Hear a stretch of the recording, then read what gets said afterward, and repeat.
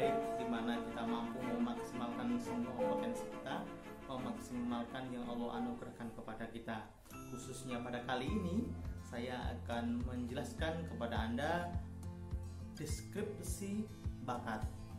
Setelah Anda menyaksikan dua video, yaitu bakat futuristik dan bakat strategik, maka di waktu ini saya akan menyampaikan bakat ideation. Atau apa itu bakat ideation dan apa pengaruhnya jika bakat ideation ini bersama-sama dengan dua bakat yang lalu atau bersama dengan salah satunya. Oke, tetap ikuti, saksikan, semoga kita mendapatkan pencerahan dan kita lebih mengenal tentang diri kita. Bakat ideation. Bakat ideation ini masih dalam rangkaian thinking talents, khususnya di bagian otak kanan. Artinya ini masih terkait dengan bakat-bakat yang menjadikan orang berimajinasi. Nah, bakat ideation ini menjadikan si pemilik bakat ideation ini, ia akan mampu untuk membuat konsep, ia akan mampu untuk memunculkan hal-hal yang baru. Bahkan kadangkala orang mengatakan kita mampu memberikan informasi, ide yang sifatnya out of the box. Ketika seseorang berada pada kerumunan ide-ide yang biasa saja, ketika sang ideation datang, ia akan memberikan ide-ide yang lebih segar, ide-ide yang menjadikan inilah yang dibutuhkan berdasarkan dari permasalahan yang ada. Nah, orang-orang yang ideation ini, ia selalu haus terkait dengan diskusi-diskusi yang menjadikan idenya itu semakin muncul dan terpancing. Semakin ia berdiskusi, semakin ia berbincang-bincang tentang konsep, ide, tentang gagasan, maka semakin kuat bakatnya ini. Begitu pula ketika dia mendapatkan sebuah aktivitas yang menjadikan ia mengeluarkan idenya, maka semakin produktif dia. Nah, ini orang-orang yang ideation. Nah, orang-orang yang ideation ini dari mana sih dia mendapatkan ide? Dan bagaimana prosesnya?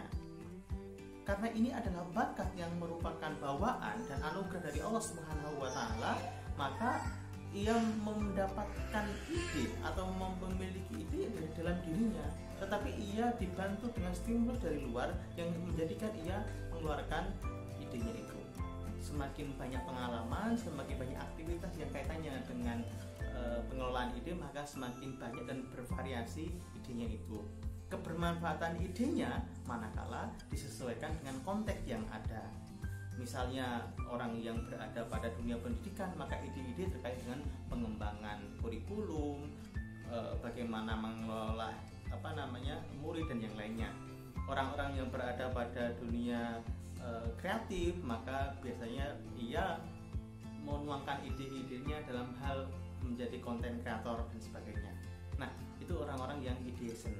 Dan orang ideation ini muncul idenya kadangkala tanpa diminta bisa muncul ketika dalam perjalanan, ketika ia melihat sesuatu yang agak ganjil, dan melihat apapun itu muncul dengan sendirinya. Menarik orang-orang ideation ini. Dan biasanya memang kita mengatakan kok kamu banyak ide ya, karena memang tipikal atau memiliki bakat ideation. Nah, jika orang yang memiliki bakat ideation kuat dan dia bersanding atau memiliki bakat strategik dan futuristik yang kuat juga, maka ia senang membicarakan, membuat ide yang terkait dengan masa datang. Karena apa? Karena ia menyukai, memang memiliki ide futuristik dan memiliki ide ideation. Apalagi dilengkapi dengan yang ketiga tadi, strategik. Ia memiliki ide-ide yang kadang-kadang tidak biasa dan itu terkait dengan masa datang, dan ia mampu untuk membuat strategi pencapaiannya. Bagaimana cara mencapainya? Nah, lalu bagaimana jika dia orang yang ideation, memiliki ide, gagasan, dan konsep, kemudian ia memiliki futuristik, mampu melihat sesuatu yang sifatnya jauh di depan, tapi bakat strategiknya itu non-dominan atau di bawah. Maka biasanya orang-orang seperti ini, ia tahu bagaimana membuat konsep, ia tahu konsepnya itu terkait dengan masa mendatang, tapi tetapi ia belum tahu atau dia merasa belum menemukan bagaimana caranya untuk mencapai. Karena bakat strategik itu membantu seseorang untuk lebih jelas menemukan cara. Lalu ada kombinasi yang kedua atau yang ketiga ini. Dia punya bakat ideation, punya bakat strategik, tetapi ia bakat futuristiknya itu non-dominan.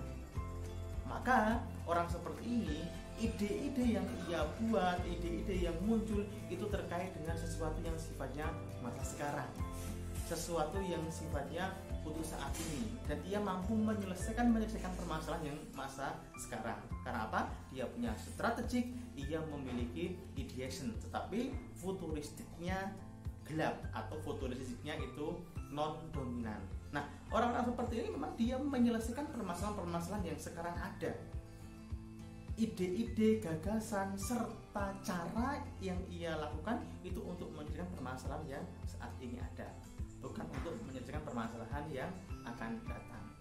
Maka kenali diri kita, apakah di antara 3 bakat yang terkait dengan thinking talents ini mana yang kuat, atau kuat semua, atau ada beberapa yang lemah. Kenali dalam diri kita. Saya ulangi lagi, futuristik terkait dengan masa yang akan datang, berpikir, membuat konsep yang akan datang. Kemudian ideation itu adalah bagaimana ide-ide, gagasan, konsep itu muncul dan itu menjadi salah satu solusi dari banyak permasalahan. Nah, strategik adalah kemampuan untuk mencari benang merah dari kesemrautan. Kenali diri Anda, kenali diri kita, dan pastikan apapun kekuatan yang kita miliki, entah itu ketiga-tiganya ada atau salah satu ada atau hanya 2 saja, pastikan itu bermanfaat untuk peran kita di dalam kehidupan ini. Jika Anda penasaran untuk menggali, yuk kita assessment bareng-bareng. Kita menggunakan talent mapping untuk mengenal kekuatan kita. Selamat menjadi pribadi-pribadi yang tahu dirinya dan tahu bagaimana memanfaatkan dengan peran terbaik.